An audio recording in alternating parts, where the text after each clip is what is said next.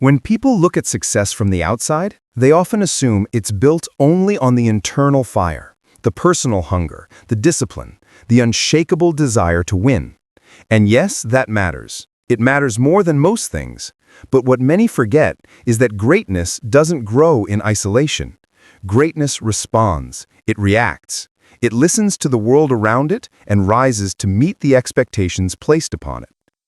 For me, the voice of the fans has always been more than noise in a stadium. It has been a pulse, a reminder, a reason. Every time I step onto the pitch, I know there are millions who believe, millions who hope, and millions who feel every moment with me. You don't carry that lightly. You carry it with pride and responsibility. People sometimes talk about pressure like it's a burden.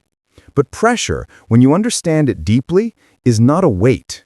It's an invitation. It's the world saying, we expect more from you because we know you can deliver it. And fans give you that kind of pressure.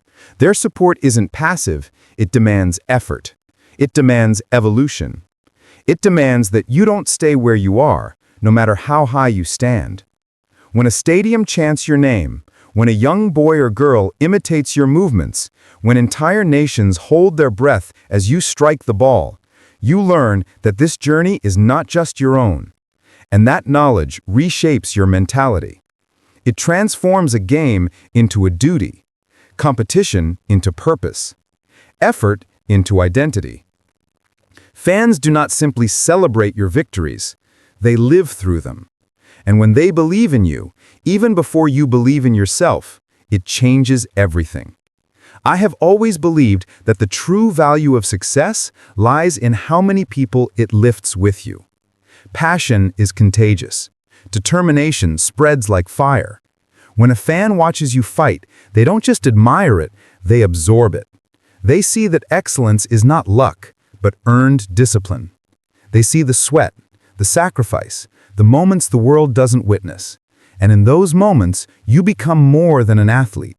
You become a message, a living example that effort has meaning and dedication has reward. There are days when the world doubts you, days when you make mistakes, days when your body feels heavy and your mind questions itself. Every champion faces those moments. They're not weakness, they're the human side of ambition.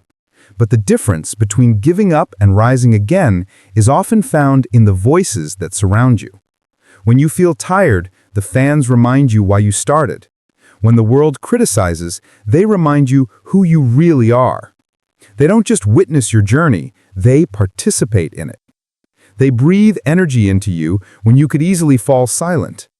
And in that shared energy, a bond forms, stronger than talent, stronger than trophies, stronger than fame. To be motivated by fans is not to rely on them. It is to recognize that greatness becomes greater when it is shared. When someone believes in you, even without knowing you personally, that belief creates accountability. It forces you to grow beyond comfort. It forces you to step into the person they see. Their faith becomes a mirror that reflects the best version of you, even on days when doubt clouds your vision. And once you feel that connection, you understand that success is never a solitary climb, it is a collective ascent. The applause, the banners, the chants, they are not just appreciation, they are expectations wrapped in love. And that combination creates a power no athlete, no leader, no dreamer can ignore. I've always said, you don't play for applause, but you play with gratitude for the people who never stopped cheering. Their voices follow you through time, even when the stadium lights fade and the world moves on. Fans are memory. Fans are legacy. They remind you that life is not just about what you achieve, but about who you touch while achieving it. And when you truly understand that, you stop chasing recognition and start chasing impact. You train not to be seen, but to deserve to be believed in. You perform not for fame, but for the honor of inspiring one more person to rise a little higher. And so, when you hear the roar, when you feel the energy, when you know people are counting on you, let it strengthen you, not frighten you. Let it remind you that dreams are heavy, but they are lighter when carried together. Use their belief as fuel, not validation, because when you rise for them, you rise with them. And when you finally stand at the top, you will realize something powerful. You didn't climb alone, you carried a world with you. Remember this, the world doesn't need you to be perfect. It needs you to be committed. Let belief, both your own and that of those who support you, turn pressure into power, and responsibility into greatness. And once you understand that, your motivation will never fade, because it will no longer be about you alone. The cheers will eventually quiet, but the impact of rising for those who believe in you will echo far longer than any applause ever could. Criticism is a strange companion on the journey to greatness. It arrives uninvited, it speaks loudly, and it never fully disappears.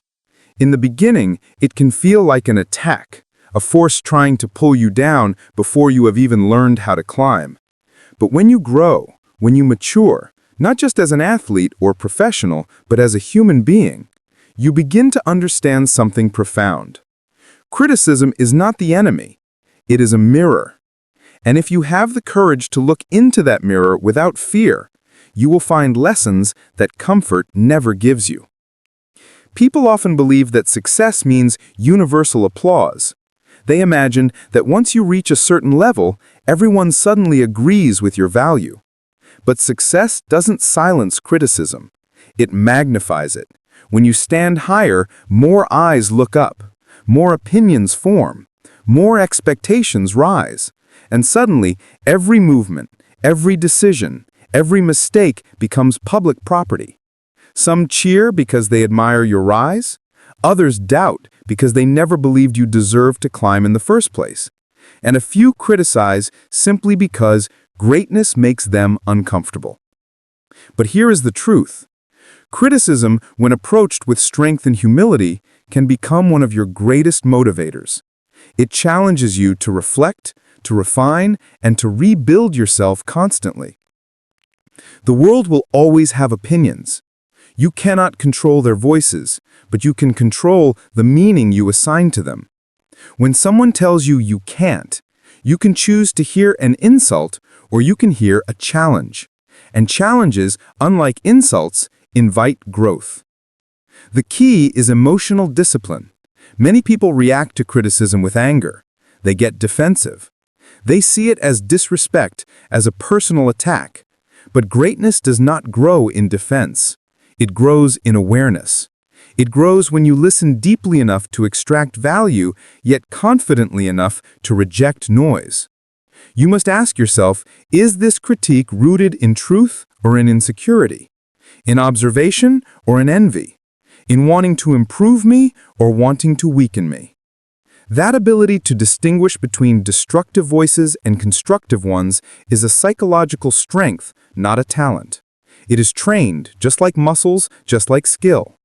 You learn not to take every comment personally because you realize critics often reveal more about themselves than about you.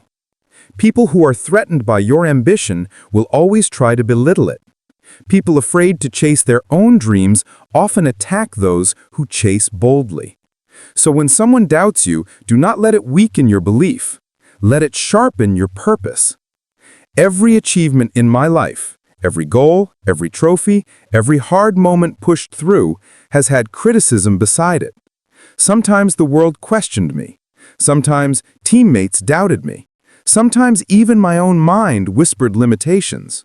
But the difference between falling and advancing is in your response. Some people hear criticism and step back. The great ones hear it and step forward. Not because they enjoy being criticized, but because they refuse to allow doubt to define them. What most people never understand is that criticism can become motivation without becoming your identity. You don't need to please critics. You don't need to prove them wrong for validation. You rise because rising is who you are. Their doubt is simply wind, and wind can push you if you lean into it with purpose. When someone says you are not enough, let it deepen your training. When someone says, "You have peaked," let it elevate your mindset. When someone says, "You will fail," let it strengthen your discipline. Use their disbelief as a reminder of your unfinished potential. And there is a psychological power in this mindset. When criticism no longer destroys you, it cannot control you. When you train not to silence critics, but to become undeniable to yourself, you build a freedom far greater than applause ever gives you. You no longer chase approval. You build identity. You no longer react, you respond. You no longer fear opinions, you welcome them as fuel. Because the truth is simple. Comfort never pushed anyone to excellence. Compliments never forced growth. Praise never demanded more from you. It is the resistance,